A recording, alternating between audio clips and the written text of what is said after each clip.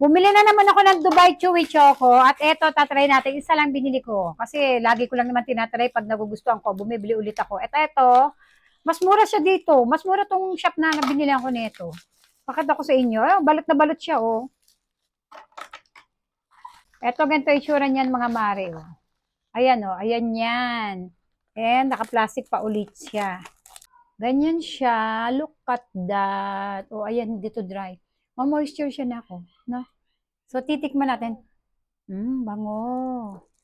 Let's go! Let's tikim-tikim! Ito yung pinaka-paborito kong part, ang pagtikim. Oh, look at that. Hatiin muna natin. Wait, magdudumi sa table natin. Tingnan natin yung laman. Uy, malutong na. Pag ganun ko pa, oo, malutong. Alang ganda. Ayan oh, ayan yung laman niya. Tikman ko nga.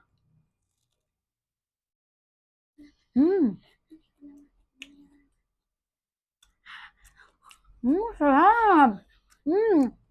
Hindi siya dry. Sarap. Kagat ka rito, usod ka dito konti. Yan, matatapon na ako, dandahan yung palaman, sayang. Look at that, kumagat yung anak ko. Ang sarap niya. Hindi siya dry, tapos hindi naman siya pansit. Kasi napanood ko pansit daw.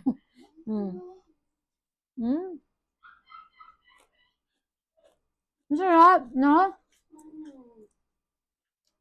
Ang sarap ng katayfi niya. Saka lasa niya. Sakto, hindi siya matamis na matamis. Hindi rin siya matabang. Sakto.